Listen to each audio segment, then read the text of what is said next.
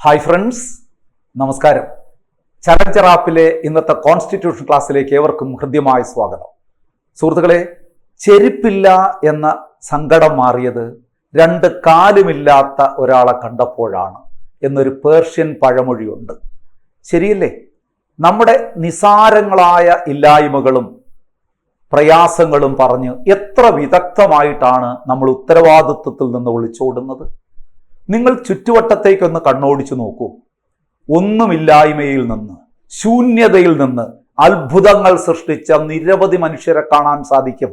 അതുകൊണ്ട് സുഹൃത്തുക്കളെ, നമ്മുടെ ഇല്ലായ്മകളും ചെറിയ ചെറിയ സങ്കടങ്ങളും ദുഃഖങ്ങളും ഒന്നും നമ്മുടെ വിജയത്തിലേക്കുള്ള വഴികളിൽ തടസ്സങ്ങളായി മാറ്റരുത് എന്ന് നിങ്ങളെ ഓർമ്മിപ്പിച്ചുകൊണ്ട് ഇന്നത്തെ ക്ലാസ്സിലേക്ക് ഞാൻ എല്ലാവരെയും ക്ഷണിക്കുകയാണ്. ഇന്ന് നമ്മൾ ഡിസ്കസ് ചെയ്യുന്നത്, നമ്മളിപ്പോൾ പഠിച്ചുകൊണ്ടിരിക്കുന്നത് പ്രധാനമന്ത്രിമാരെ കുറിച്ചാണ്, അല്ലേ? പ്രധാനമന്ത്രിമാരെ ഇന്ന് ഒരു 4 പ്രധാനമന്ത്രിമാരെ കുറിച്ചാണ് ഇന്നത്തെ ക്ലാസ്സിൽ നമ്മൾ ഡിസ്കസ് ചെയ്യാൻ ഉദ്ദേശിക്കുന്നത്. PV Narasimha Rao, Atal Bihari Vajpayee, SD Deve Gowda, IK Gujral എന്ന 4 പ്രധാനമന്ത്രിമാരെ കുറിച്ച് ഇന്നത്തെ ക്ലാസ്സിൽ നമ്മൾ ഡിസ്കസ് ചെയ്യുന്നു. എല്ലാവരും റെഡിയല്ലേ? ഒരിക്കൽ കൂടി സ്വാഗതം.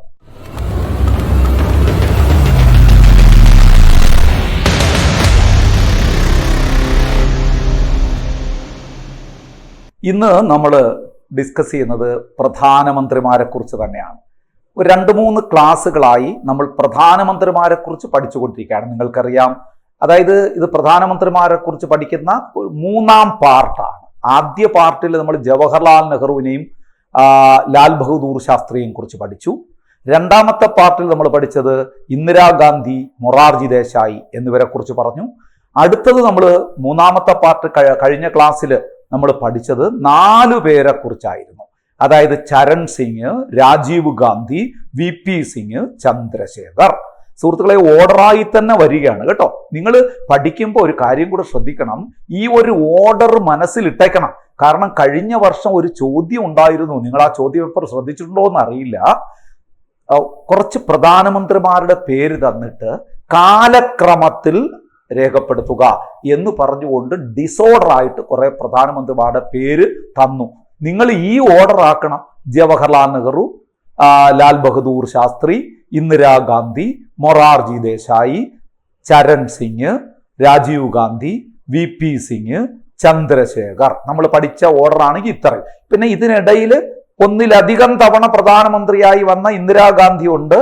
അതുപോലെ തന്നെ ഗുൽസാർലാൽ നന്ദ എന്ന് പറയുന്ന ആക്ടിംഗ് പ്രധാനമന്ത്രി 2 തവണ ഉണ്ടായിട്ടുണ്ട്. അത് കണക്കാക്കണ്ട. നമ്മൾ 15 വ്യക്തികളാണല്ലോ ഇന്ത്യയിലെ പ്രധാനമന്ത്രിമാരായിട്ടുള്ളത്.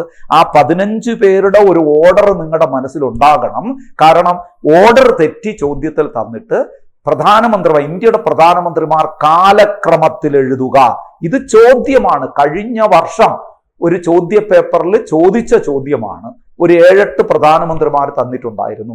അങ്ങ് തിരിച്ചും മറിച്ചുമൊക്കെയാണ് തന്നിരിക്കുന്നത്. അപ്പൊ ഈ ഓർഡർ, നമ്മൾ ഇതുവരെ പഠിച്ച ഓർഡർ അത്രയും ഞാൻ ഒന്നുകൂടി പറയാം. ജവഹർലാൽ നെഹ്റു, അത് കഴിഞ്ഞിട്ട് വ്യക്തിപരമായിട്ട് പറഞ്ഞാൽ ജവഹർലാൽ നെഹ്റു കഴിഞ്ഞിട്ട് ഗുൽസാരൽ നന്ദ എന്ന് വേണമെങ്കിൽ പറഞ്ഞോളൂ. പിന്നെ ലാൽ ബഹദൂർ ശാസ്ത്രി. ഇപ്പൊ 3 പേരായി. ഗുൽസാരൽ നന്ദ ഇനി പറയണ്ട, നേരത്തെ പറഞ്ഞതുകൊണ്ട്. പിന്നെ ഇന്ദിരാഗാന്ധി, മൊറാർജി ദേശായി, ചരൺ സിംഗ്, വീണ്ടും ഇന്ദിരാഗാന്ധി ഒരിക്കൽ കൂടി വരികയാണ്, അത് പറയണമെന്നില്ല, രാജീവ് ഗാന്ധി, VP സിംഗ്, ചന്ദ്രശേഖർ. ഇതുവരെയാണ് നമ്മൾ വിശദീകരിച്ചത്. ഇനി നമ്മൾ തുടരുകയാണ്. സുഹൃത്തുക്കളെ, ഇന്നത്തെ ക്ലാസ്സിൽ 4 പ്രധാനമന്ത്രിമാരെ കുറിച്ചാണ് നമ്മൾ ഡിസ്കസ് ചെയ്യാൻ ഉദ്ദേശിക്കുന്നത്.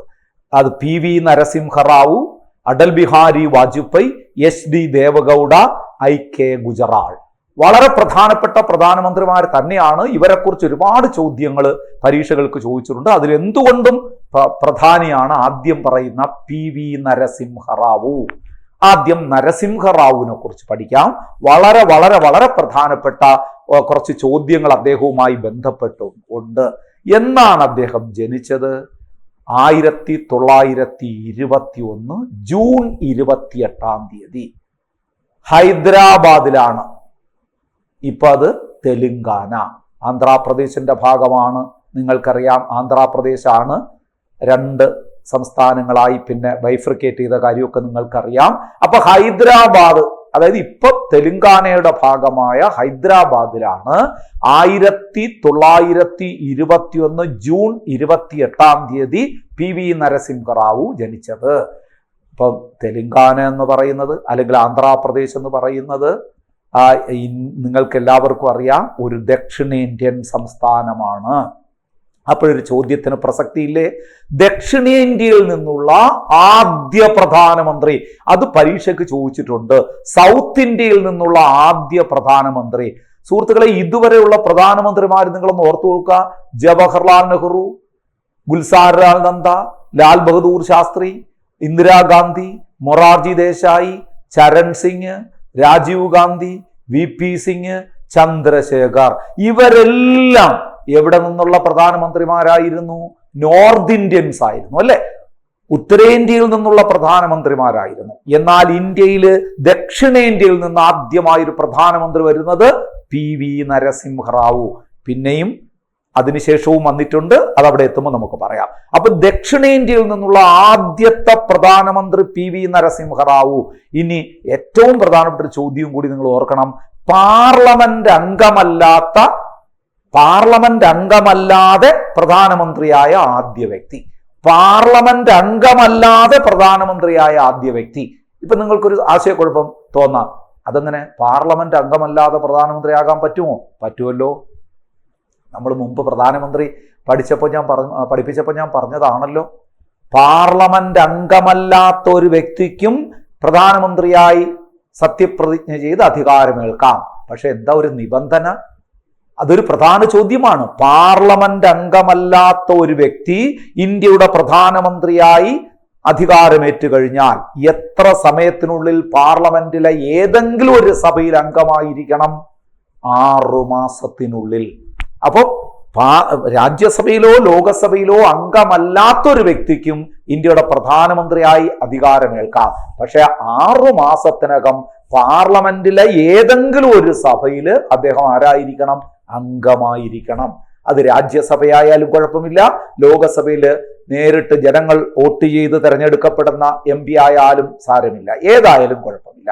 അപ്പൊ പാർലമെന്റ് അംഗമല്ലാതെ പ്രധാനമന്ത്രിയായ ആദ്യ വ്യക്തിയാണ് PV നരസിംഹറാവു. ഇനി ഏറ്റവും പ്രധാനപ്പെട്ട ഒരു ചോദ്യമുണ്ട്, അത് നിങ്ങൾ ഒരു കാരണവശാലും മറക്കരുത്. പഞ്ചായത്ത് രാജ് നിയമം ഇന്ത്യയിൽ നടപ്പിലാക്കിയ പ്രധാനമന്ത്രി ആര്? PV നരസിംഹറാവു. പഞ്ചായത്ത് രാജ് നിയമം എന്ന് പറഞ്ഞാൽ നിങ്ങൾക്ക് എല്ലാവർക്കും അറിയാം, നമ്മൾ പലതവണ പറഞ്ഞിട്ടുള്ളതാണ്. 73ാം ഭരണഘടനാ ഭേദഗതി 1992. അതിനെല്ലേടോ ഇന്ത്യയിൽ പഞ്ചായത്ത് രാജ് നിയമം എന്ന് പറയുന്നത്. ഇന്ത്യയിലെ പഞ്ചായത്ത് രാജ് ആക്ട് എന്നറിയപ്പെടുന്ന ഭേദഗതി ഏതാണ്? 1992 73ാം ഭരണഘടനാ ഭേദഗതി. അത് നിലവിൽ വന്നത് 1993 ഏപ്രിൽ 24. അതുകൊണ്ടാണ് ഏപ്രിൽ 24 പഞ്ചായത്ത് രാജ് ദിനം, ഇന്ത്യയിലെ പഞ്ചായത്ത് രാജ് ഡേ എന്ന് നമ്മൾ ആചരിക്കുന്നത്. പഞ്ചായത്ത് രാജ് പഠിപ്പിച്ചപ്പോഴും 73, 74 ഭേദഗതികളൊക്കെ പഠിപ്പിച്ചപ്പോഴും ഒക്കെ ഞാനിത് ഓർമ്മിപ്പിച്ചതാണ്. എല്ലാവർക്കും അത് ഓർമ്മയുണ്ടാകും എന്ന് ഞാൻ വിശ്വസിക്കുന്നു. അപ്പൊ ഇന്ത്യയിൽ പഞ്ചായത്ത് രാജ് ആക്ട് നടപ്പിലാക്കിയ സുഹൃത്തുക്കളെ, ഇവിടെ നമ്മൾ ചിലപ്പോൾ ഒരു കെണിയിൽ പെട്ടുപോകും. ചോദ്യം ശ്രദ്ധിക്കാതെ പോകുമ്പോൾ ഇന്ത്യയിൽ പഞ്ചായത്ത് രാജ് നടപ്പിലാക്കിയ പ്രധാനമന്ത്രി ആരെന്ന് ചോദിച്ചാൽ PV നരസിംഹറാവു എന്ന് പറയരുത്. പഞ്ചായത്ത് രാജ് ആക്ട് നടപ്പാക്കിയ പ്രധാനമന്ത്രിയാണ് PV നരസിംഹറാവു. ഇന്ത്യയിൽ പഞ്ചായത്ത് രാജ് നടപ്പിലാക്കിയ പ്രധാനമന്ത്രി ജവഹർലാൽ നെഹ്റു ആണ്. 1959 ഒക്ടോബർ 2 ഇന്ത്യയിൽ ആദ്യമായി പഞ്ചായത്ത് രാജ് നിലവിൽ വന്നത്. രാജസ്ഥാനിലെ നാഗൂർ ജില്ലയിൽ നമ്മൾ പഠിച്ചതാണ്. അപ്പൊ ഈ ഒരു വാക്ക് മാറി കഴിഞ്ഞാൽ നമ്മൾ ആൻസർ മാറുകയാണ്. ഇന്ത്യയിൽ പഞ്ചായത്ത് രാജ് നടപ്പിലാക്കിയ പ്രധാനമന്ത്രി ജവഹർലാൽ നെഹ്റു. ഇന്ത്യയിൽ പഞ്ചായത്ത് രാജ് ആക്ട് നടപ്പിലാക്കിയ പ്രധാനമന്ത്രി PV നരസിംഹറാവു. മാറിപ്പോകില്ലേ? പരീക്ഷാ ഹാളിൽ കയറുമ്പം അരവട്ടായിട്ടാണ് നമ്മൾ കയറുന്നത്, അല്ലേ? വെപ്രാളമാണ്. നോക്കുമ്പം പഞ്ചായത്ത് രാജ് എന്ന് മാത്രമേ കാണുള്ളൂ. പഞ്ചായത്ത് രാജ് ആക്ട് എന്നോ അല്ലെങ്കിൽ പഞ്ചായത്ത് രാജ് നിയമം എന്ന വാക്ക്, ആ നിയമം അല്ലെങ്കിൽ ആക്ട് എന്ന വാക്ക് കാണൂല. അത് പരീക്ഷ എല്ലാം എഴുതി കഴിഞ്ഞ് വീട്ടിൽ വന്നിട്ട് ഇങ്ങനെയുള്ള വാക്കുകൾ കാണുള്ളൂ. അപ്പൊ കണ്ടിട്ട് പ്രയോജനവുമില്ല. അതുകൊണ്ട് സുഹൃത്തുക്കളെ, ക്വസ്റ്റ്യനൊക്കെ ആത്മസംയമനത്തോടു കൂടി നന്നായിട്ട് വായിച്ചെഴുതണം. ഒരു ടെൻഷനും വേണ്ട.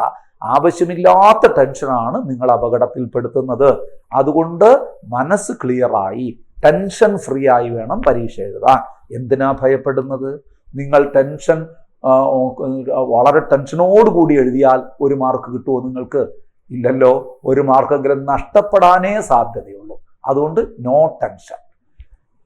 പോട്ടെ. അപ്പൊ ഞാൻ പറഞ്ഞു വന്നത് പഞ്ചായത്ത് രാജ് നടപ്പിലാക്കിയത് പ്രധാനമന്ത്രി ആരെന്ന് ചോദിച്ചു കഴിഞ്ഞാൽ പഞ്ചായത്ത് രാജ് നടപ്പിലാക്കിയ പ്രധാനമന്ത്രി ജവഹർലാൽ നെഹ്റു 1959 ഒക്ടോബർ 2 രാജസ്ഥാനിലെ നാഗൂർ ജില്ല. അതുകൂടെ മനസ്സിലേ. ഇന്ത്യയിൽ പഞ്ചായത്ത് രാജ് ആക്ട് അഥവാ പഞ്ചായത്ത് രാജ് നിയമം നടപ്പിലാക്കിയ പ്രധാനമന്ത്രി PV നരസിംഹറാവു 1993 ഏപ്രിൽ 24 ഇന്ത്യയിൽ പഞ്ചായത്ത് രാജ് നിലവിൽ വന്നത്. ക്ലിയർ അല്ലേ? വളരെ വളരെ പ്രധാനപ്പെട്ട ഒരു ചോദ്യമുണ്ട് അടുത്തത്. ബാബറി മസ്ജിദ് തകർക്കപ്പെട്ടപ്പോൾ ഇന്ത്യയുടെ പ്രധാനമന്ത്രി, ഇന്ത്യയുടെ മതേതരത്തിനേറ്റ ഒരു കളങ്കമാണ് ബാബറി മസ്ജിദ് എന്ന് പറയുന്ന ദേവാലയം തകർക്കപ്പെട്ടത്. മതേതര വിശ്വാസികളായ എല്ലാവരും വളരെ വേദനയോടെ ഓർക്കുന്ന ഒരു ദിനമാണത്. ബാബറി മസ്ജിദ് എന്ന് പറയുന്ന ഒരു പള്ളി തകർക്കപ്പെട്ട ദിനം ഇന്ത്യയുടെ മതേതരത്തിനേറ്റ വലിയൊരു കളങ്കമായി പോയി അത്. പിന്നീട് അതിൻ്റെ ഒരുപാട് പ്രതിഷേധങ്ങളൊക്കെ നമ്മൾ കണ്ടതാണ് അതുമായി ബന്ധപ്പെട്ട്. എന്തായാലും ശരി, അതിൻ്റെ രാഷ്ട്രീയമായ മറ്റു വശങ്ങളിലേക്കൊന്നും ഞാൻ പോകുന്നില്ല. എന്തായാലും ഇന്ത്യയെ സംബന്ധിച്ചിടത്തോളം നിർഭാഗ്യകരമായ ഒരു സംഭവമായി പോയി എന്ന് പറയാൻ ഞാൻ ആഗ്രഹിക്കുന്നു. പക്ഷെ ആ ബാബറി മസ്ജിദ് തകർക്കപ്പെട്ടപ്പോൾ ഇന്ത്യയുടെ പ്രധാനമന്ത്രി ആരായിരുന്നു ചോദിച്ചാൽ അത് PV നരസിംഹറാവു തന്നെയാണ്. ഇനി ഇദ്ദേഹത്തെ വിശേഷിപ്പിക്കുന്ന ഒരു വാക്കുണ്ട്, ഒരു പ്രയോഗമുണ്ട്. ഇന്ത്യൻ രാഷ്ട്രീയത്തിലെ ചാണക്യൻ എന്നാണ് ഇദ്ദേഹം അറിയപ്പെടുന്നത്. ഇന്ത്യൻ രാഷ്ട്രീയത്തിലെ ചാണക്യൻ എന്നറിയപ്പെടുന്നത് ആര്? നല്ല ചോദ്യമാണ്, പരീക്ഷയ്ക്ക് ചോദിക്കും. ആരാണ്? PV നരസിംഹറാവു. ചാണക്യൻ എന്ന് പറഞ്ഞാൽ നിങ്ങൾക്കറിയാമല്ലോ, തന്ത്രങ്ങളുടെ ആശാനാണ് അല്ലേ? അതുപോലെയാണ് ഇന്ത്യൻ രാഷ്ട്രത്തില് വലിയ തന്ത്രങ്ങൾ പയറ്റിയ ആളാണ് നമ്മുടെ നരസിംഹറാവു. അതുകൊണ്ട് അദ്ദേഹത്തെ വിളിക്കുന്നത് ഇന്ത്യൻ രാഷ്ട്രീയത്തിലെ ചാണക്യൻ. ഇനി ഇന്ത്യയിലെ സാമ്പത്തിക പരിഷ്കാരങ്ങളുടെ പിതാവെന്നും ഇദ്ദേഹം അറിയപ്പെടുന്നു.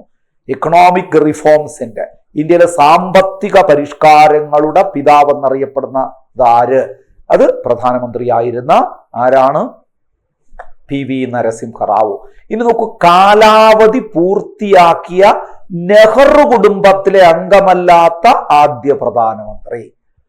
നെഹ്റു കുടുംബത്തിലെ അംഗമല്ലാത്ത ആദ്യ പ്രധാനമന്ത്രി എന്ന് പറഞ്ഞാല് നമ്മുടെ ഇന്ദിരാഗാന്ധിയുടെ ഭരണം അവസാനിക്കുന്നതോടുകൂടി നെഹ്റു കുടുംബത്തിന്റെ ഭരണം താൽക്കാലികമായി അവസാനിക്കുകയല്ലേ?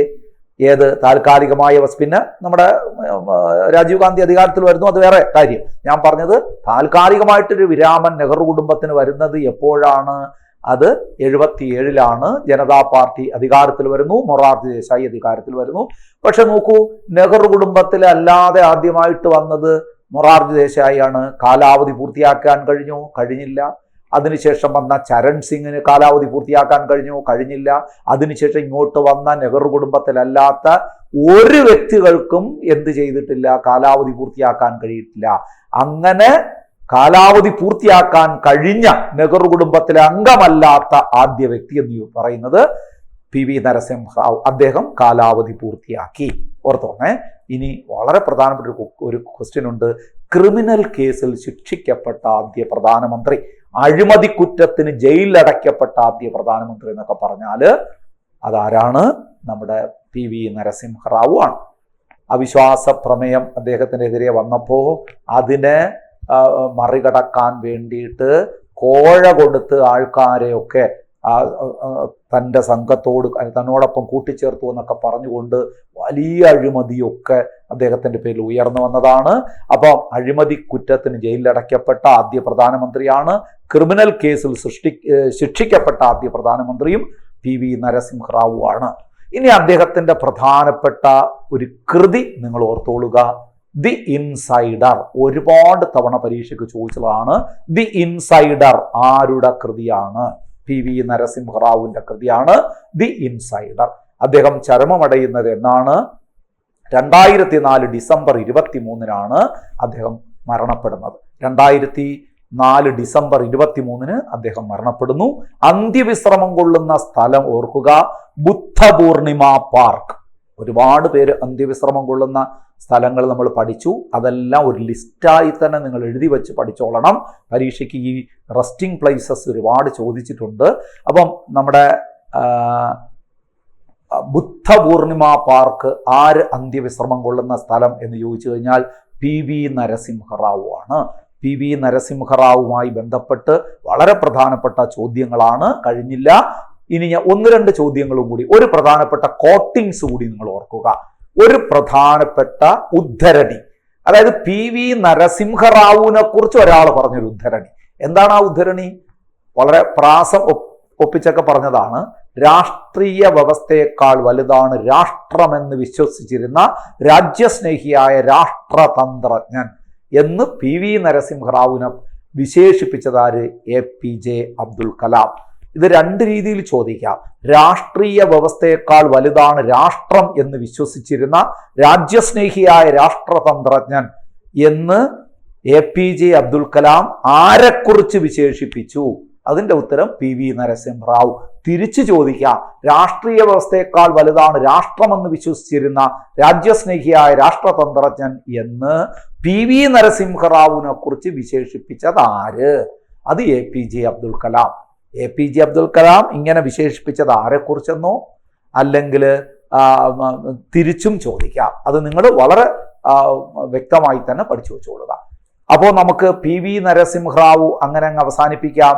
ഇനി ഏറ്റവും പ്രധാനപ്പെട്ട ഒരു പ്രധാനമന്ത്രിയെ കുറിച്ചാണ് പറയാൻ പോകുന്നത്. വളരെ വളരെ വളരെ പ്രധാനപ്പെട്ട പ്രധാനമന്ത്രിയാണ്. ഇന്ത്യയിൽ 2 തവണ, ഇന്ദിരാഗാന്ധിയൊക്കെ പറഞ്ഞതുപോലെ തന്നെ 2 തവണ പ്രധാനമന്ത്രിയായിരുന്ന ഒരാളെ കുറിച്ചാണ് ഇനി നമുക്ക് പറയാൻ പോകുന്നത്. അടൽ ബിഹാരി വാജ്പേയി, AB വാജ്പേയി. ശ്രദ്ധിച്ച് കേൾക്കണേ, AB വാജ്പേയി. എന്താണ്? 1924 ഡിസംബർ മാസം 25-ാം തീയതിയാണ് ഇദ്ദേഹം ജനിച്ചത്. ആ ജനന തീയതി ഒന്ന് ശ്രദ്ധിച്ചോടൂ. ഡിസംബർ മാസം 25-ാം തീയതി. എന്ത് ദിവസമാണ്? ക്രിസ്മസ് ദിനമാണ്. ലോകമാകെ ക്രിസ്മസ് ആഘോഷിക്കുന്ന വേളയില് ആ ദിവസമാണ് ഡിസംബർ 25-നാണ് ഇദ്ദേഹത്തിന്റെ ജന്മദിനം. അതൊരിക്കൽ പരീക്ഷയ്ക്ക് ചോദിച്ചത് എങ്ങനെയാണെന്ന് അറിയാമോ? ക്രിസ്മസ് ദിനത്തിൽ ജനിച്ച ഇന്ത്യൻ പ്രധാനമന്ത്രി ആര്? അടൽ ബിഹാരി വാജ്പേയി. അദ്ദേഹത്തിന്റെ ജന്മദിനമായ ഡിസംബർ 25-ന് എന്ത് ദേശീയ ദിനം അല്ലെങ്കിൽ എന്ത് ദിനമായിട്ടാണ് ഇന്ത്യ ആചരിക്കുന്നത്? ക്രിസ്മസ് ദിനം എന്ന് പറഞ്ഞുള്ളരുത്, അത് ലോകത്ത് ആചരിക്കുന്ന ദിവസമല്ല. നമ്മൾ ആചരിക്കുന്ന ഒരു ദിവസമുണ്ട് ഡിസംബർ 25-ന്, സദ്ഭരണ ദിനം. സദ്ഭരണ ദിനം. സുഹൃത്തുക്കളെ, ഇവിടെ തെറ്റാൻ വലിയൊരു സാധ്യതയുണ്ട്. സമാനമായൊരു ദിനം സദ്ഭാവനാ ദിനം. അതേതാണ്? അത് ഓഗസ്റ്റ് 20-ആണ്. ആരുടെ ജന്മദിനം? അത് രാജീവ് ഗാന്ധിയുടെ ജന്മദിനമാണ്. സദ്ഭരണ ദിനം ആരുടെ ജന്മദിനമാണ്? വാജ്പേയിയുടെ ജന്മദിനമാണ്, ഡിസംബർ 25-ന്. മറക്കല്ലേ. ഇപ്പൊ കുറച്ച് ജന്മദിനങ്ങൾ മാത്രം ഞാൻ പറയാം. നമ്മുടെ ഇന്ദിരാഗാന്ധിയുടെ ജന്മദിനം നവംബർ 19, ദേശീയോദ്ഗ്രഥന ദിനം, നാഷണൽ ഇന്റഗ്രേഷൻ ഡേ. അടുത്തത് രാജീവ് ഗാന്ധിയുടെ ജന്മദിനം ഓഗസ്റ്റ് 20, സദ്ഭാവനാ ദിനം. ഇനി ചരൺ സിംഗിന്റെ ജന്മദിനം ഡിസംബർ 23, ദേശീയ കർഷക ദിനം. ഇനി നോക്കൂ, ഇപ്പം പറഞ്ഞ വാജ്പേയിയുടെ ജന്മദിനം ഡിസംബർ 25, സദ്ഭരണ ദിനം. ഇനി സർദാർ വല്ലഭായ് പട്ടേലിന്റെ ജന്മദിനം ഒക്ടോബർ 31, നാഷണൽ യൂണിറ്റി ഡേ, രാഷ്ട്രീയ ഏകതാ ദിനം.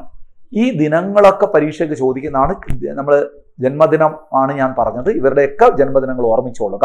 അപ്പം ക്രിസ്മസ് ദിനത്തിൽ ജനിച്ച ഇന്ത്യൻ പ്രധാനമന്ത്രി ആര്? അടൽ ബിഹാരി വാജ്പേയി. കാലാവധി പൂർത്തിയാക്കിയ ആദ്യത്തെ കോൺഗ്രസ് ഇതര പ്രധാനമന്ത്രി. ആദ്യത്തേന്നും കൂടെ ചേർത്തോളേ. കാലാവധി പൂർത്തിയാക്കിയ കോൺഗ്രസ് ഇതര പ്രധാനമന്ത്രി വേറെയുണ്ട്.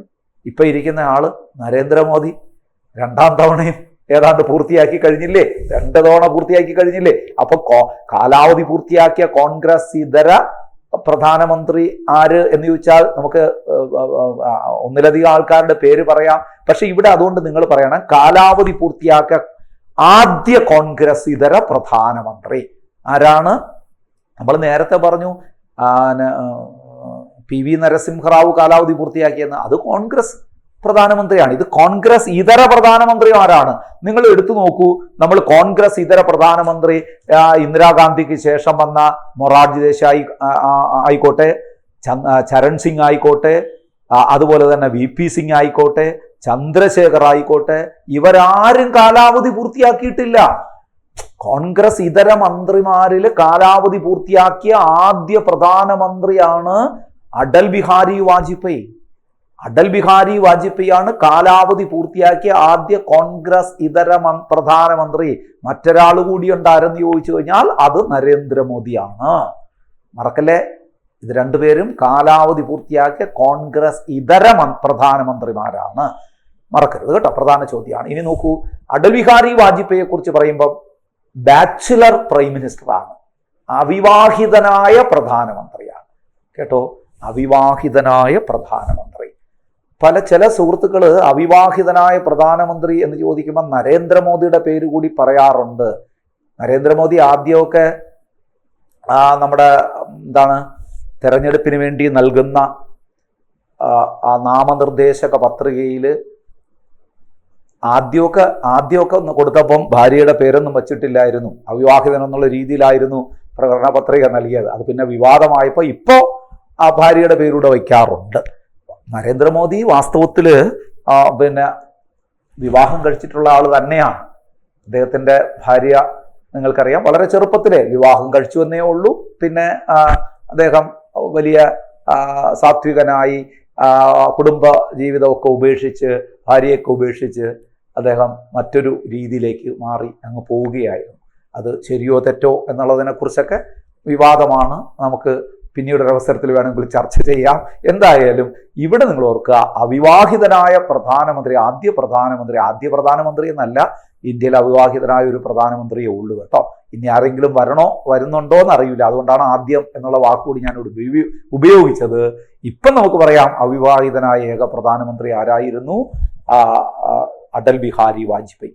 ഇന്ത്യയുടെ ഇനി ഞാൻ പറയുന്ന പോയിന്റ് വളരെ വളരെ പ്രാധാന്യത്തോടുകൂടി നിങ്ങൾ ശ്രദ്ധിക്കേണ്ടതായിട്ടുണ്ട്. ഇന്ത്യയുടെ രണ്ടാമത് ന്യൂക്ലിയർ പരീക്ഷണ സമയം ഇന്ത്യയുടെ പ്രധാനമന്ത്രി ആരായിരുന്നു? ഇന്ത്യയുടെ രണ്ടാമത് ന്യൂക്ലിയർ പരീക്ഷണ സമയം ഇന്ത്യയുടെ പ്രധാനമന്ത്രി ആരായിരുന്നു? അടൽ ബിഹാരി വാജ്പേയി. എന്നാണ് ഇന്ത്യയുടെ രണ്ടാമത് ന്യൂക്ലിയർ പരീക്ഷണം നടന്നത്?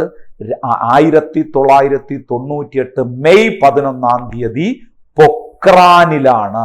രാജസ്ഥാൻ ഡെസേർട്ട്, നിങ്ങൾക്കറിയാം, രാജസ്ഥാൻ മരുഭൂമിയിലെ പൊക്രാനിലാണ് 1998 മെയ് 11 ഇന്ത്യയുടെ രണ്ടാമത് ന്യൂക്ലിയർ പരീക്ഷണം നടന്നത്. അപ്പോഴൊരു ചോദ്യം കൂടി ഓർക്കണം, ഈ രണ്ടാമത് ഇന്ത്യയുടെ ന്യൂക്ലിയർ പരീക്ഷണം നടന്നപ്പോൾ പ്രധാനമന്ത്രി ആരായിരുന്നു? അടൽ ബിഹാരി വാജ്പേയി. അപ്പോഴൊരു ചോദ്യത്തിന് പ്രസക്തിയില്ലേ? ഇന്ത്യയുടെ ഒന്നാമത് ന്യൂക്ലിയർ പരീക്ഷണം നടന്നത് എന്നായിരുന്നു? അപ്പോൾ പ്രധാനമന്ത്രി ആരായിരുന്നു? അത് ഇന്ദിരാഗാന്ധി പ്രധാനമന്ത്രിയായിരുന്ന സമയത്ത് അല്ലേ ഒന്നാം ന്യൂക്ലിയർ പരീക്ഷണം നടന്നത്. ഇന്ദിരാഗാന്ധി പ്രധാനമന്ത്രി ഇന്ദിരാഗാന്ധി എന്നുള്ളതിൽ പഠിപ്പിച്ചപ്പോൾ ഞാനത് പറഞ്ഞിട്ടില്ല എന്നാണ് തോന്നുന്നത്. എങ്കിലും ഇവിടെ അതുകൂടി നിങ്ങൾ ഓർമ്മിച്ചോളുക. 1974 മെയ് 18 ഇതേപോലെ പൊക്രാനിൽ തന്നെയാണ് ഇന്ത്യയുടെ ആദ്യത്തെ ന്യൂക്ലിയർ പരീക്ഷണം നടന്നത്. അപ്പൊ ഇത് രണ്ടും നിങ്ങൾ ഇപ്പൊ തന്നെ ബൈഹാർട്ടാക്കി വെച്ചോളുക. 1974 മെയ് 18 ഇന്ത്യയുടെ ഒന്നാമത് ന്യൂക്ലിയർ പരീക്ഷണം നടന്നു. പൊക്രാനിൽ തന്നെയാണ് നടന്നത്. അപ്പോൾ പ്രധാനമന്ത്രി ഇന്ദിരാഗാന്ധി ആയിരുന്നു. ഇന്ത്യയുടെ രണ്ടാമത്തെ ന്യൂക്ലിയർ പരീക്ഷണം നടന്നത് 1998 മെയ് 11 പൊക്രാനിലാണ്. അന്ന് പ്രധാനമന്ത്രി അടൽ ബിഹാരി വാജ്പേയി ആണ്. ഇനി ഒരു കാര്യം കൂടെ, ഈ ന്യൂക്ലിയർ പരീക്ഷണങ്ങൾക്കൊക്കെ ഒരു കോഡ് നയമുണ്ട്.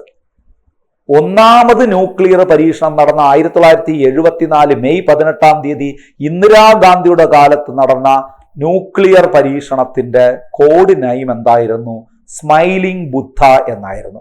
ബുദ്ധൻ ചിരിക്കുന്നു, സ്മൈലിംഗ് ബുദ്ധ അഥവാ ബുദ്ധൻ ചിരിക്കുന്നു എന്നായിരുന്നു അതിന്റെ കോഡ് നയമെങ്കിൽ രണ്ടാം ന്യൂക്ലിയർ പരീക്ഷണം 1998 മെയ് 11 പൊക്രാനിൽ നടന്ന രണ്ടാം ന്യൂക്ലിയർ പരീക്ഷണത്തിന്റെ കോഡ് നെയിം എന്തായിരുന്നു വെച്ചാൽ ഓപ്പറേഷൻ ശക്തി എന്നായിരുന്നു. അതിന്റെ പേരെന്താണ്?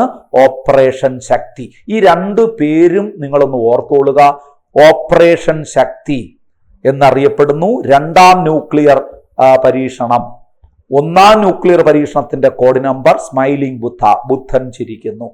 അത് ക്ലിയർ ആയല്ലോ? അത് രണ്ടും കൂടെ ഒന്ന് ഓർമ്മിച്ചോളുക. ഇനി അതുപോലെ തന്നെ നിങ്ങൾക്കറിയാം 2001 ഡിസംബർ 13 നമ്മളെ ഞെട്ടിപ്പിച്ച ഒരു പാർലമെന്റ് ആക്രമണം നടന്നല്ലോ. ആ പാർലമെന്റ് ആക്രമണ സമയത്ത് 2001 ഡിസംബർ 13 നടന്ന പാർലമെന്റ് ആക്രമണ സമയത്ത് ഇന്ത്യയുടെ പ്രധാനമന്ത്രി ആരായിരുന്നു? അടൽ ബിഹാരി വാജ്പേയി. പാർലമെന്റ് ആക്രമണ സമയം ഇന്ത്യയുടെ പ്രധാനമന്ത്രി അടൽ ബിഹാരി വാജ്പേയി. ഇനി വളരെ പ്രധാനപ്പെട്ട ഒരു ചോദ്യമുണ്ട്. ഇന്ത്യ റിപ്പബ്ലിക് ആയതിന്റെ ഗോൾഡൻ ജൂബിലി, സുവർണ ജൂബിലി ആഘോഷവേളയിൽ പ്രധാനമന്ത്രി ആരായിരുന്നു? ഇന്ത്യ റിപ്പബ്ലിക് ആയതിന്റെ 50ാം വാർഷികം ആഘോഷിച്ചത് എന്നാണ്? 1950 ജാനുവരി 26 ഇന്ത്യ റിപ്പബ്ലിക് ആയത്. അപ്പൊ 50 വർഷം എന്ന് പറയുന്നത് എന്നാണ്? 50 വർഷം തികയുന്നത് 2000 ആ 2000 ജാനുവരി 26 ഇന്ത്യയുടെ ഇന്ത്യ റിപ്പബ്ലിക് ആയതിന്റെ 50ാം വാർഷികം ആഘോഷിച്ചത്. ആ 50ാം വാർഷികാഘോഷവേളയിൽ ഇന്ത്യയുടെ പ്രധാനമന്ത്രി ആരായിരുന്നു എന്ന് ചോദിച്ചാൽ അത് അടൽ ബിഹാരി വാജ്പേയി. അപ്പൊ ഇന്ത്യ റിപ്പബ്ലിക് ആയതിന്റെ സുവർണ ജൂബിലി ആഘോഷവേളയിൽ ഇന്ത്യയുടെ പ്രധാനമന്ത്രി ആരായിരുന്നു എന്ന് ചോദിച്ചാൽ അടൽ ബിഹാരി വാജ്പേയി. അവിടെ ഒരു ചോദ്യം കൂടി കണക്ട് ചെയ്ത് നിങ്ങൾ പഠിച്ചാൽ നന്നായിരിക്കും. നമ്മൾ പിന്നീട് പഠിക്കും. IK ഗുജറാളിനെ കുറിച്ച് നമ്മൾ പഠിച്ചില്ല, ഇനി പഠിക്കാൻ പോകുന്നതേ ഉള്ളൂ. ഗുജറാളിനെ കുറിച്ച് പഠിക്കുമ്പോൾ പറയുന്ന ഒരു ചോദ്യമുണ്ട്, അത് ഇതിനോടൊപ്പം കണക്ട് ചെയ്ത് നിങ്ങൾ പഠിച്ചോളൂ.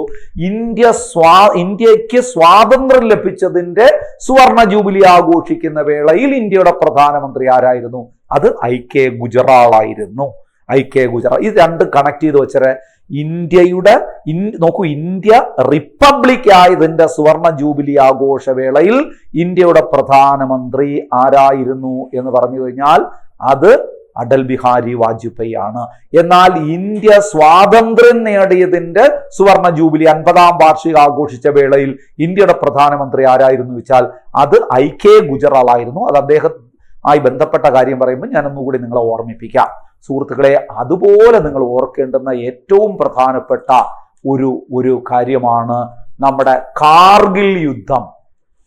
കാർഗിൽ യുദ്ധ സമയത്ത് ഇന്ത്യയുടെ പ്രധാനമന്ത്രി ആരായിരുന്നു?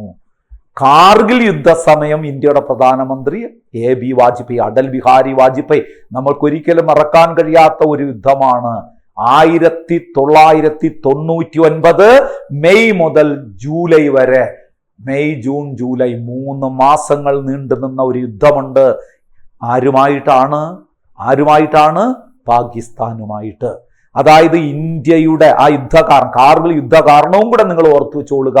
ഇന്ത്യയുടെ നിയന്ത്രണ രേഖ ലംഘിച്ച് ഇന്ത്യൻ പ്രദേശത്തേക്ക്, നോക്കൂ, നിയന്ത്രണ രേഖ ലംഘിച്ച് ഇന്ത്യൻ പ്രദേശത്ത് പാകിസ്ഥാൻ പട്ടാളവും കാശ്മീർ തീവ്രവാദികളും നുഴഞ്ഞുകയറി നടത്തിയ ഒരു യുദ്ധമാണ് കാർഗിൽ യുദ്ധം. നമ്മൾ പെട്ടെന്ന് ഞെട്ടിപ്പോയി. കാരണം നമ്മളൊന്ന് ഭയപ്പെട്ടു പോയി. കാരണം ഇത് ഒരു മുന്നറിയിപ്പുമില്ലാതെ കാർഗിൽ മേഖല, നിങ്ങൾക്കറിയാം കാർഗിൽ ഡിസ്ട്രിക്റ്റ് എന്നൊക്കെ പറയുന്നത് ജമ്മു കാശ്മീരിൽ ഉൾപ്പെട്ടതാണ്. ജമ്മു കാശ്മീരിന്റെ ആ മലനിരകൾ നിങ്ങൾ നോക്കുക. അവിടെ നമ്മുടെ നിയന്ത്രണ രേഖ ലംഘിച്ച് ഇന്ത്യൻ പ്രദേശത്ത് പാകിസ്ഥാൻ പട്ടാളവും കാശ്മീർ തീവ്രവാദികളും സംയുക്തമായി നടത്തിയ ഒരു ആക്രമണം. ആദ്യം പാകിസ്ഥാൻ പട്ടാളമല്ല, അത് തീവ്രവാദി ആക്രമണം എന്നൊക്കെ പറയാൻ അവർ ശ്രമിച്ചെങ്കിലും പിന്നീട് തെളിഞ്ഞു അത് തീവ്രവാദ ആക്രമണങ്ങൾ മാത്രമല്ല, അവരെക്കാളും മുന്നിൽ നിന്നത് അവരെ ഔദ്യോഗിക പട്ടാളം തന്നെയായിരുന്നു, പാകിസ്ഥാന്റെ പട്ടാളമായിരുന്നു. അങ്ങനെ ആ കാർഗിൽ യുദ്ധത്തെ അഭിമാനകരമായ രീതിയിൽ നമ്മൾ നേരിടുകയും അവരെ ഇന്ത്യൻ മണ്ണിൽ നിന്ന് തുരത്തുകയും വിജയക്കൊടി പാറിക്കുകയും ചെയ്തു. ഇന്ത്യയുടെ കിരീടത്തിലെ മറ്റൊരു തൂവൽ കൂടിയാണ് കാർഗിൽ യുദ്ധം. കാർഗിൽ യുദ്ധം വളരെ വിജയകരമായി നമ്മൾ നേരിട്ടു, അത് വിജയിക്കുകയും ചെയ്തു. അത്ര നിശ്ചയദാർഢ്യത്തോടുകൂടി ഒറ്റ മനസ്സോടുകൂടി ഇന്ത്യൻ പട്ടാളം പൊരുതിയതിൻ്റെ ഫലമായിട്ടാണ് നമ്മൾക്ക് അവരെ ഇന്ത്യൻ മണ്ണിൽ നിന്ന് തുരത്താൻ കഴിഞ്ഞെന്ന് കൂടി നിങ്ങൾ ഓർക്കുക. സുഹൃത്തുക്കളെ, ആ ഒരു പോരാട്ട വീര്യമാണ് നിങ്ങൾക്കും വേണ്ടത് എന്ന് ഞാൻ ഓർമ്മിപ്പിക്കുന്നു. ഏത് ലക്ഷ്യവും നേടാൻ ഒറ്റ മനസ്സോടുകൂടി, അതായത് മനസ്സും ശരീരവും അർപ്പിച്ച് നമ്മൾ പ്രവർത്തിച്ചാൽ വിജയിക്കും എന്ന് കാർഗിൽ യുദ്ധം നമുക്ക് തരുന്ന സന്ദേശമാണ്. അതുതന്നെയാണ് എനിക്ക് നിങ്ങൾക്ക് തരാനുള്ള സന്ദേശവും. ശരീരവും മനസ്സും അർപ്പിച്ചുകൊണ്ട് ഒരു സർക്കാർ ഉദ്യോഗം ലക്ഷ്യം വെച്ചുകൊണ്ടുള്ള പോരാട്ടവും ഇതുപോലെ വിജയിക്കാൻ നിങ്ങൾക്ക് കഴിയട്ടെ എന്ന് ഞാൻ ആശംസിക്കുകയാണ്. അപ്പം കാർഗിൽ യുദ്ധസമയം ഇന്ത്യയുടെ പ്രധാനമന്ത്രി Atal Bihari Vajpayee 1999 May to July ആണ് ആ യുദ്ധം നടന്നത്. ഇനി നോക്കൂ, അവിശ്വാസ പ്രമേയം ഒരോട്ടിന് പരാജയപ്പെട്ടതിനെ തുടർന്ന് രാജിവെക്കേണ്ടി വന്ന പ്രധാനമന്ത്രി ആര്? അവിശ്വാസ പ്രമേയം ഒരോട്ടിന് പരാജയപ്പെട്ട് രാജിവെക്കേണ്ടി വന്നു. 1996 അടൽ ബിഹാരി വാജ്പേയിയുടെ മന്ത്രിസഭ താഴെ പോയി. അവിശ്വാസ പ്രമേയം വിജയിച്ചതിൻ്റെ ഫലമായിട്ട് ഒരോട്ടിനാണ് പരാജയപ്പെട്ടത്. നോക്കൂ, അപ്പോൾ അത് ചോദിക്കുക, അവിശ്വാസ പ്രമേയം ഒരോട്ടിന് പരാജയപ്പെട്ടതിനെ തുടർന്ന് രാജിവെക്കേണ്ടി വന്ന ഇന്ത്യയുടെ പ്രധാനമന്ത്രി ആരായിരുന്നു? അടൽ ബിഹാരി വാജ്പേയി. ഇനി ഏറ്റവും കുറച്ചു കാലം അധികാരത്തിലിരുന്ന കേന്ദ്ര മന്ത്രിസഭയത്? വാജ്പേയി മന്ത്രിസഭ 1996 മെയ് 16 മുതൽ ജൂൺ 1 വരെ. കണ്ടോ, ഒരു മാസം പോലും കഷ്ടി ഉണ്ടായിരുന്നില്ല. അതാണ് അവിശ്വാസ പ്രമേയം വന്നു, ഒരു വോട്ടിന് പരാജയപ്പെട്ടു, നമ്മുടെ വാജ്പേയി മന്ത്രിസഭ താഴെ പോയി. അങ്ങനെ ഏറ്റവും കുറച്ചു കാലം അധികാരത്തിലിരുന്ന കേന്ദ്ര മന്ത്രിസഭ എന്ന് ചോദിച്ചാൽ വാജ്പേയി മന്ത്രിസഭ എന്നുകൂടി നിങ്ങൾ ഓർക്കുക. നോക്കൂ, ഏറ്റവും വലിയ കൂട്ടുമന്ത്രിസഭ നയിച്ച പ്രധാനമന്ത്രി. നമ്മൾ കൂട്ടുമന്ത്രിസഭയുടെ കാര്യം നമ്മൾ നേരത്തെ പറഞ്ഞു. നമ്മുടെ ചരൺ സിംഗിനെ കുറിച്ചൊക്കെ പഠിപ്പിച്ചപ്പോൾ ഞാൻ പറഞ്ഞതാണ്. പക്ഷെ ഇന്ത്യയിൽ ഏറ്റവും വലിയ ഒരുപാട് കക്ഷികളെ കൂട്ടിക്കൊണ്ട് ഏറ്റവും വലിയൊരു കൂട്ടുമന്ത്രിസഭ, ഏറ്റവും ലാർജസ്റ്റ് കോയിലേഷൻ ഗവൺമെന്റ് ഉണ്ടായിരുന്നത് ആരുടെ കാലത്താണ്? അത് അടൽ ബിഹാരി വാജ്പേയി പ്രധാനമന്ത്രിയായിരുന്ന കാലത്താണ്. അതുപോലെ നോക്കൂ, ലാഹോർ ബസ് യാത്ര നടത്തിയ പ്രധാനമന്ത്രി, ഇന്ത്യയിൽ നിന്ന് ലാഹോറിലേക്ക് ബസ് യാത്ര നടത്തിയ പ്രധാനമന്ത്രി ആരെന്ന് ചോദിച്ചാൽ അതും അടൽ ബിഹാരി വാജ്പേയി. ഇനി നോക്കൂ, അടൽ ബിഹാരി വാജ്പേയിയുടെ 94ാം ജന്മദിന വാർഷികാഘോഷത്തോടനുബന്ധിച്ച് 94ാം ജന്മവാർഷികത്തോടനുബന്ധിച്ച് കേന്ദ്ര ഗവൺമെന്റ് പുറത്തിറക്കിയ നാണയം ഏതെന്ന് ചോദിച്ചാൽ 100 രൂപയുടെ നാണയമാണ്. ഇതൊക്കെ പരീക്ഷയ്ക്ക് ചോദിക്കാം കേട്ടാ. അടൽ ബിഹാരി വാജ്പേയിയുടെ 94ാം ജന്മവാർഷികത്തോടനുബന്ധിച്ച് കേന്ദ്ര ഗവൺമെന്റ് എത്ര രൂപയുടെ നാണയമാണ് പുറത്തിറക്കിയത്? 100 രൂപയുടെ നാണയം. ഇതുപോലെ ഞാനൊരു കറണ്ട് അഫയേഴ്സ് ചോദ്യം നിങ്ങളോട് ചോദിക്കട്ടെ. നിങ്ങൾക്കറിയാം, 2023 മെയ് 28 അല്ലേ പാർലമെന്റിന്റെ പുതിയ മന്ദിരം ഉദ്ഘാടനം ചെയ്തത്? ആ പാർലമെന്റിന്റെ പുതിയ മന്ദിരം ഉദ്ഘാടനം ചെയ്തതുമായി ബന്ധപ്പെട്ട് എത്ര രൂപയുടെ നാണയമാണ് പുറത്തിറക്കിയത്? ഈ അവസരത്തിൽ അതുകൂടി ഓർമ്മിച്ചോളുക. പുതിയ പാർലമെന്റ് മന്ദിര ഉദ്ഘാടനവുമായി ബന്ധപ്പെട്ട് എത്ര രൂപയുടെ നാണയമാണ് പുറത്തിറക്കിയത്? 75 രൂപയുടെ നാണയം. എന്തുകൊണ്ട്? സ്വാതന്ത്ര്യത്തിന്റെ 75 ആണ്ടുകളുടെ ഓർമ്മയ്ക്കായിട്ട്. മറക്കരുത്. അപ്പം നമ്മുടെ പുതിയ പാർലമെന്റ് മന്ദിര ഉദ്ഘാടനവുമായി ബന്ധപ്പെട്ട് എത്ര രൂപയുടെ നാണയമാണ് പുറത്തിറക്കിയെന്ന് വെച്ചാൽ 75 രൂപയുടെ നാണയം. അതിന്റെ കാരണം സ്വാതന്ത്ര്യത്തിന്റെ 75 ആണ്ടുകളുടെ ഓർമ്മയ്ക്കായി എന്നുകൂടി ഓർമ്മിച്ചോളുക. ഇനി വളരെ പ്രധാനപ്പെട്ട ഒരു ചോദ്യത്തിലേക്ക് വരാം. വാജ്പേയിയുമായി ബന്ധപ്പെട്ട് ജയ് ജവാൻ, ജയ് കിസാൻ, ജയ് വിജ്ഞാൻ എന്ന മുദ്രാവാക്യം ഉയർത്തിയ പ്രധാനമന്ത്രി. ഞാനിത് മറ്റ് പ്രധാനമന്ത്രിമാര് ഇന്ദിരാഗാന്ധിയൊക്കെ പഠിപ്പിച്ചപ്പോൾ പറഞ്ഞതാണ്. ലാൽ ബഹദൂർ ശാസ്ത്രിയുടെ മുദ്രാവാക്യം പഠിപ്പിച്ചപ്പോൾ ഞാൻ എന്നോടൊപ്പം പറഞ്ഞതാണ്. ഒരിക്കൽ കൂടി ഞാൻ നിങ്ങളെ ഓർമ്മിപ്പിക്കാം. ഈ ജയ് ജവാൻ, ജയ് കിസാൻ, ജയ് വിജ്ഞാൻ എന്ന മുദ്രാവാക്യം ഉയർത്തിയത് അടൽ ബിഹാരി വാജ്പേയി. അതിനോടനുബന്ധിച്ച് നമ്മൾ കുറച്ച് കാര്യം കൂടെ പറഞ്ഞല്ലോ. ഇന്ദിരാഗാന്ധി ഉയർത്തിയ മുദ്രാവാക്യം എന്താണ്? ഗരീബി ഘട്ടാവോ, ദാരിദ്ര്യം തുടച്ചു നിൽക്കുക. ലാൽ ബഹദൂർ ശാസ്ത്രി ഉയർത്തിയ മുദ്രാവാക്യം ജയ് ജവാൻ, ജയ് കിസാൻ. നമ്മുടെ AB വാജ്പേയി ഉയർത്തിയ മുദ്രാവാക്യം ജയ് ജവാൻ ജയ് കിസാൻ ജയ് വിജ്ഞാൻ. ഇനി നമ്മുടെ നരേന്ദ്രമോദി ഉയർത്തിയ മുദ്രാവാക്യം ഏതാണ്? ജയ് ജവാൻ ജയ് കിസാൻ ജയ് വിജ്ഞാൻ ജയ് അനുസന്ധാൻ. ജസ്റ്റ് ഒന്ന് ഓർത്തു വെച്ചോളുക, ഇതിലേതെങ്കിലുമൊക്കെ പരീക്ഷയ്ക്ക് ചോദിക്കാവുന്നതാണ്. സുഹൃത്തുക്കളെ, അടൽ ബിഹാരി വാജ്പേയിയെ കുറിച്ചാണ് നമ്മൾ പഠിച്ചുകൊണ്ടിരിക്കുന്നത്. 2014 ഇദ്ദേഹത്തിന് ഭാരതരത്നം ലഭിച്ചത്. ഭാരതരത്നം ലഭിച്ച പ്രധാനമന്ത്രിമാർ നമുക്ക് പറയാം. 2024 2 പ്രധാനമന്ത്രിമാർക്ക് കൂടി ഭാരതരത്നം കൊടുത്തു. ആർക്കൊക്കെയാണെന്ന് അറിയാമോ? ചരൺ സിംഗിനും പി വി നരസിംഹറാവുവിനും അതുപോലെ ചരൺ സിംഗിനും 2024 എന്ത് കൊടുത്തത്? ഭാരതരത്നം ലഭിച്ചത്. ഏറ്റവും ലേറ്റസ്റ്റ് ആയിട്ടുള്ള കാര്യമാണ്, കറണ്ട് അഫയേഴ്സ് ആണ്, പഠിച്ചു വെച്ചുകൊള്ളുക. ഇനി BJPയുടെ ആദ്യ പ്രസിഡന്റ് ആയിരുന്നതും അടൽ ബിഹാരി വാജ്പേയി ആണെന്ന് നിങ്ങൾക്കറിയാം. BJP ഭാരതീയ ജനതാ പാർട്ടിയുടെ ആദ്യ പ്രസിഡന്റ് അടൽ ബിഹാരി വാജ്പേയി. ഇനി അദ്ദേഹത്തിന്റെ ചരമദിനം എന്നായിരുന്നു 2018 ഓഗസ്റ്റ് 16 അദ്ദേഹം അന്തരിച്ചത്. 2018 ഓഗസ്റ്റ് 16. അദ്ദേഹം അന്ത്യവിശ്രമം കൊള്ളുന്ന സ്ഥലം ഏതാണ്? രാഷ്ട്രീയ സ്മൃതിസ്ഥൽ ആണ് അദ്ദേഹത്തിന്റെ റെസ്റ്റിംഗ് പ്ലേസ്, അന്ത്യവിശ്രമം കൊള്ളുന്ന സ്ഥലം. ഇത്രയും കാര്യങ്ങൾ വളരെ പ്രധാനമാണ്, ഓർമ്മിച്ചോളുക. സുഹൃത്തുക്കളെ, ഇനി നമ്മൾ പഠിക്കാൻ പോകുന്നത് അടുത്തൊരു പ്രധാനമന്ത്രിയെ കുറിച്ചാണ്. HD ദേവഗൌഡയെ കുറിച്ചാണ് ഇനി നമ്മൾ പഠിക്കാൻ പോകുന്നത്. HD ദേവഗൌഡ. എന്നാണ് ദേവഗൌഡ ജനിച്ചത്? 1933 മെയ് 18 കർണാടകത്തിലാണ് അദ്ദേഹം ജനിച്ചത്. എവിടെയാണ്? കർണാടകം. അപ്പൊ അതെന്താണ്? കർണാടക എവിടെ? ദക്ഷിണേന്ത്യയിലാണ്. ദക്ഷിണേന്ത്യയിൽ നിന്ന് പ്രധാനമന്ത്രിയായ ആദ്യ വ്യക്തി ആരാണെന്ന് നമ്മൾ പറഞ്ഞു? PV നരസിംഹറാവു. അപ്പോൾ ഉടനെ പറഞ്ഞോളൂ, ദക്ഷിണേന്ത്യയിൽ നിന്ന് പ്രധാനമന്ത്രിയായ രണ്ടാമത്തെ വ്യക്തി ആരാണ്? HD ദേവഗൌഡ.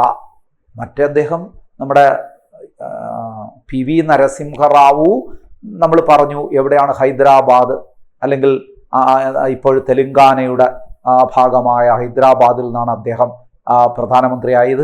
ഇവിടെ നോക്കൂ, ഇദ്ദേഹം കർണാടകത്തിൽ നിന്നാണ് പ്രധാനമന്ത്രിയായത്. നോക്കൂ, പാർലമെന്റ് അംഗമല്ലാതെ പ്രധാനമന്ത്രി പദത്തിലെത്തിയ രണ്ടാമത്തെ വ്യക്തി. അതും ആദ്യ വ്യക്തി PV നരസിംഹറാവു ആയിരുന്നു. ഓർമ്മയുണ്ടോ? പാർലമെന്റ് അംഗമല്ലാതെ പ്രധാനമന്ത്രി പദത്തിലെത്തിയ രണ്ടാമത്തെ വ്യക്തി ആരാണ്? HD ദേവഗൌഡ. ഇദ്ദേഹം വിശേഷിപ്പിക്കപ്പെടുന്ന ഒരു പദമുണ്ട്. ഇദ്ദേഹം അറിയപ്പെടുന്നത് സൺ ഓഫ് സോയിൽ എന്നാണ്. മണ്ണിന്റെ പുത്രൻ എന്നറിയപ്പെടുന്ന പ്രധാനമന്ത്രി ആര്? ഇങ്ങനെയൊക്കെ ചോദ്യം ചോദിക്കാം. സമാധാനത്തിന്റെ മനുഷ്യൻ എന്ന് പറഞ്ഞ ഒരു പ്രധാനമന്ത്രിയെ നമ്മൾ പഠിച്ചല്ലോ, ലാൽ ബഹദൂർ ശാസ്ത്രി. ഓർമ്മയുണ്ടോ? ഇവിടെ അതുപോലെ മണ്ണിന്റെ പുത്രൻ, സൺ ഓഫ് സോയിൽ എന്നറിയപ്പെടുന്ന പ്രധാനമന്ത്രി ആര്? HD ദേവഗൌഡ. ദക്ഷിണേന്ത്യയിൽ നിന്നുള്ള രണ്ടാമത്തെ പ്രധാനമന്ത്രിയാണ്. കർണാടകത്തിൽ നിന്നുള്ള ആദ്യ പ്രധാനമന്ത്രി, അല്ലെ? കർണാടകത്തിൽ നിന്നാണ് അദ്ദേഹം വരുന്നത്. കർണാടകത്തിലുള്ള ആദ്യ പ്രധാനമന്ത്രി എന്ന് പറയാം. ഇനി കർണാടക മുഖ്യമന്ത്രിയായ ശേഷം പ്രധാനമന്ത്രിയായ വ്യക്തിയാണ് ഇദ്ദേഹം. കർണാടകയിലെ മുഖ്യമന്ത്രിയായിരുന്നു. കർണാടകയിലെ മുഖ്യമന്ത്രിയായ ശേഷം പ്രധാനമന്ത്രിയായ വ്യക്തിയാണ് ഇദ്ദേഹം രൂപീകരിച്ച രാഷ്ട്രീയ പാർട്ടി ജനതാദൾ ആണ്. ജനതാദൾ നിങ്ങൾക്കറിയാം. ജനതാദൾ ഇദ്ദേഹം രൂപീകരിച്ച രാഷ്ട്രീയ പാർട്ടിയാണ്. അപ്പൊ സുഹൃത്തുക്കളെ, നമ്മൾ 3 പ്രധാനമന്ത്രിമാരെ കുറിച്ച് ഇപ്പൊ പറഞ്ഞു. ഇനി ഒരാളെ കുറിച്ച് കൂടി പഠിച്ചാൽ നമുക്ക് ഇന്നത്തെ ക്ലാസ് അവസാനിപ്പിക്കാം. നമ്മൾ പറഞ്ഞു PV നരസിംഹറാവുവിനെ കുറിച്ച് നമ്മൾ പറഞ്ഞു. പ്രധാനമന്ത്രിമാര് ഒരു 4 പ്രധാനമന്ത്രിമാർ ഇന്ന് നമ്മൾ ഈ ക്ലാസ്സിൽ പഠിക്കണമെന്ന് പറഞ്ഞു. PV Narasimha Rao, AB Vajpayee, Deve Gowda, Gujral. അപ്പൊ നമ്മൾ 3 പേരെ കുറിച്ച് പഠിച്ചു. ആരെയൊക്കെ? PV നരസിംഹറാവുവിനെ കുറിച്ച് പഠിച്ചു, അടൽ ബിഹാരി വാജ്പേയിയെ കുറിച്ച് പഠിച്ചു, HD ദേവഗൌഡയെ കുറിച്ച് പഠിച്ചു. ഇനി ഒരാളെ കുറിച്ച് കൂടി പഠിക്കുമ്പോൾ ഇന്നത്തെ ക്ലാസ് നമുക്ക് വൈൻഡപ്പ് ചെയ്യാം. അത് IK ഗുജറാൾ ആണ്. ആരാണ്? IK ഗുജറാൾ. ശ്രദ്ധിക്കണേ, IK ഗുജറാൾ ജനിച്ചത് ഓർക്കാൻ വളരെ എളുപ്പമുള്ള വർഷമാണ് 1919. 1919 ഡിസംബർ 4 എവിടെ നിന്നാണ്? പഞ്ചാബിൽ നിന്നാണ്. അപ്പോൾ പഞ്ചാബിൽ നിന്നുള്ള ആദ്യ പ്രധാനമന്ത്രി ആരാണ്? IK ഗുജറാൾ. ഇനി നോക്കൂ, ഞാൻ നേരത്തെ അടൽ ബിഹാരി വാജ്പേയിയെ കുറിച്ച് പഠിപ്പിച്ചപ്പോൾ ഞാൻ ഒരു കാര്യം പറഞ്ഞു, നിങ്ങൾ ഓർമ്മയുണ്ടോ? സ്വാതന്ത്ര്യ ദിനത്തിന്റെ 50ാം വാർഷികം ആഘോഷിച്ചപ്പോൾ ഇന്ത്യയുടെ പ്രധാനമന്ത്രിയായിരുന്നത് ആരാണ്? IK ഗുജറാൾ. ഓർമ്മയുണ്ടോ? IK ഗുജറാളിനെ കുറിച്ച് നമ്മൾ പറഞ്ഞു. സ്വാതന്ത്ര്യ ദിനം, ഇന്ത്യ സ്വാതന്ത്ര്യ ദിനം ആഘോഷിച്ചപ്പോൾ പിന്നെ ആരായിരുന്നു? ഇന്ത്യയുടെ സ്വാതന്ത്ര്യദിനത്തിന്റെ 50ാം വാർഷികം ആഘോഷിച്ചപ്പോൾ ഇന്ത്യയുടെ പ്രധാനമന്ത്രി ആയിരുന്നത് ആര് എന്ന് ചോദിച്ചു കഴിഞ്ഞാൽ അത് IK ഗുജറാൾ. എന്നാൽ നമ്മുടെ ഇന്ത്യ റിപ്പബ്ലിക് ആയതിന്റെ സുവർണ ജൂബിലി ആഘോഷിച്ചപ്പോൾ പ്രധാനമന്ത്രി ആയിരുന്നത് അടൽ ബിഹാരി വാജ്പേയി. ഇത് രണ്ടും ഒന്ന് ഓർത്തോളണം കേട്ടോ. ഇനി നോക്കൂ, റഷ്യൻ അംബാസിഡറായ ശേഷം ഇന്ത്യയുടെ പ്രധാനമന്ത്രിയായ വ്യക്തിയാണ് ഇദ്ദേഹം. റഷ്യൻ അംബാസിഡർ എന്ന് പറഞ്ഞാൽ അറിയാലോ, ഇന്ത്യയുടെ ഒരു പ്രതിനിധി, മറ്റു രാജ്യങ്ങളിലെ പ്രതിനിധിയാണ്. അപ്പൊ റഷ്യൻ അംബാസിഡറായ ശേഷം ഇന്ത്യയുടെ പ്രധാനമന്ത്രിയായ വ്യക്തി IK ഗുജറാളാണ് എന്ന് ഓർമ്മിച്ചോളുക. ഇനി വളരെ വലിയ ചോദ്യങ്ങളൊന്നും ഇദ്ദേഹത്തെ കുറിച്ചില്ല, അത്ര വലിയ പ്രാധാന്യമുള്ള ചോദ്യങ്ങളൊന്നും ഇദ്ദേഹവുമായി ബന്ധപ്പെട്ട് ചോദിച്ചു കണ്ടിട്ടില്ല. എങ്കിൽ ഈ പ്രധാനപ്പെട്ട ഇത്രയും കാര്യങ്ങൾ ഓർക്കണം. ഇദ്ദേഹത്തിന്റെ ആത്മകഥയുടെ പേര് മാറ്റേഴ്സ് ഓഫ് ഡിസ്ക്രിഷൻ എന്നാണ്. മാറ്റേഴ്സ് ഓഫ് ഡിസ്ക്രിഷൻ എന്നാണ് ഇദ്ദേഹത്തിന്റെ ആത്മകഥയുടെ പേര്. ചരമദിനം എന്നാണ് 2012. ചരമദിനം 2012 നവംബർ 30 ഇദ്ദേഹത്തിന്റെ ചരമദിനം. അന്ത്യവിശ്രമം കൊള്ളുന്ന സ്ഥലം സ്മൃതിസ്ഥൽ ആണ്. എന്താണ്? അന്ത്യവിശ്രമം കൊള്ളുന്ന സ്ഥലം സ്മൃതിസ്ഥൽ ആണ്. അപ്പൊ ഇവിടെ നിങ്ങൾ ഓർക്കണം, നിങ്ങൾ മറന്നുപോകാതിരിക്കാൻ 1-2 കാര്യങ്ങൾ ഞാൻ നിങ്ങളെ ഓർമ്മിപ്പിക്കാം. ഈ മണ്ണിന്റെ പുത്രൻ എന്നറിയപ്പെടുന്ന പ്രധാനമന്ത്രി ആര്? HD ദേവഗൌഡ. രാഷ്ട്രീയ ചാണക്യൻ എന്നറിയപ്പെടുന്ന പ്രധാനമന്ത്രി ആര്? PV നരസിംഹറാവു. യുവ തുർക്കി എന്നറിയപ്പെടുന്ന പ്രധാനമന്ത്രി ആര്? ചന്ദ്രശേഖർ. സമാധാനത്തിന്റെ മനുഷ്യൻ എന്നറിയപ്പെടുന്നത് ആര്? ലാൽ ബഹദൂർ ശാസ്ത്രി. ഇതെല്ലാം ചോദിക്കുന്ന ചോദ്യങ്ങളാണ്. ഒന്നുകൂടെ ഞാൻ ഓർമ്മിപ്പിക്കട്ടെ. മണ്ണിന്റെ പുത്രൻ HD ദേവഗൌഡ, രാഷ്ട്രീയ ചാണക്യൻ PV നരസിംഹറാവു, യുവ തുർക്കി ചന്ദ്രശേഖർ, സമാധാനത്തിന്റെ മനുഷ്യൻ ലാൽ ബഹദൂർ ശാസ്ത്രി. അതുപോലൊരു ചോദ്യം കൂടെ ഞാൻ ചോദിക്കട്ടെ, മറക്കാതിരിക്കണം നിങ്ങൾ. ദക്ഷിണേന്ത്യയിൽ നിന്നുള്ള ആദ്യ പ്രധാനമന്ത്രി PV നരസിംഹറാവു, ദക്ഷിണേന്ത്യയിൽ നിന്നുള്ള 2ാമത്തെ പ്രധാനമന്ത്രി HD ദേവഗൌഡ. അപ്പൊ ഇങ്ങനെയുള്ള ചോദ്യങ്ങളൊക്കെ ഒന്ന് കണക്ട് ചെയ്ത് പഠിച്ചാൽ നന്നായിരിക്കും. അപ്പോൾ സുഹൃത്തുക്കളെ, ഇന്ന് 4 പ്രധാനമന്ത്രിമാരെ കുറിച്ച് പറഞ്ഞു. ഏറെക്കുറെ പ്രധാനമന്ത്രികൾ എന്ന ടോപ്പിക്ക് തീരാറായി. ഇനി ഒരു ക്ലാസ് കൂടി പഠിക്കുമ്പോൾ സ്വാഭാവികമായിട്ടും നമ്മുടെ പ്രധാനമന്ത്രിമാരുടെ ക്ലാസ്സുകൾ അവസാനിക്കും. ഇനി നമുക്ക് 2 പ്രധാനമന്ത്രിമാരെ കുറിച്ച് കൂടി മാത്രമേ പഠിക്കാനുള്ളൂ. മൻമോഹൻ സിംഗിനെ കുറിച്ചും നരേന്ദ്രമോദിയെ കുറിച്ചും. അത് അടുത്തൊരു ക്ലാസ്സിൽ വിശദമായി പഠിക്കാം നമുക്ക്. അതോടൊപ്പം തന്നെ പ്രധാനമന്ത്രിമാർ ആ ഓർഡറായിട്ട് ഞാനൊന്ന് പറഞ്ഞു തരാം. ഇനി നമ്മുടെ അതുപോലെ തന്നെ ഒരു ചോദ്യവും കൂടെ, ഈ നമ്മുടെ ഇന്ത്യയിലെ ഏറ്റവും പരമോന്നതമായ സിവിലിയൻ അവാർഡായ ഭാരതരത്നം നേടിയ പ്രധാനമന്ത്രിമാർ ആരെന്നും കൂടി ആ ക്ലാസ്സിൽ ഞാൻ നിങ്ങളെ ഓർമ്മിപ്പിക്കാം. അതോടുകൂടി പ്രധാനമന്ത്രിമാർ എന്നുള്ള ആ ടോപ്പിക്ക് അവസാനിക്കും കേട്ടോ. അപ്പോൾ ഒരു ക്ലാസ്സിനും കൂടി നിങ്ങൾ വെയിറ്റ് ചെയ്യുക. ഇത്രയും കാര്യങ്ങൾ നന്നായി പഠിച്ചാൽ പ്രധാനമന്ത്രി എന്ന് പറയുന്ന ടോപ്പിക്കിൽ നിന്ന് നിങ്ങൾക്ക് മിക്കവാറും എല്ലാ ചോദ്യങ്ങൾക്കും ആൻസർ ചെയ്യാൻ കഴിയും എന്ന് തന്നെയാണ് എൻ്റെ വിശ്വാസം. അപ്പോൾ സുഹൃത്തുക്കളെ, ഇന്നത്തെ ക്ലാസ് കണ്ടുകൊണ്ടിരുന്ന എല്ലാവർക്കും നന്ദി അറിയിക്കുന്നു. എല്ലാവർക്കും വലിയ വിജയങ്ങൾ ഉണ്ടാകാനായി ഞാൻ പ്രാർത്ഥിക്കുന്നു, ആശംസിക്കുന്നു. ഇന്നത്തെ ക്ലാസ് നിങ്ങളുടെ അനുവാദത്തോടു കൂടി ഇവിടെ ഞാൻ വൈൻഡപ്പ് ചെയ്യുന്നു. വീണ്ടും മറ്റൊരു ക്ലാസ് നമുക്ക് കാണാം എന്ന ശുഭപ്രതീക്ഷയോടുകൂടി thank you so much. Good by.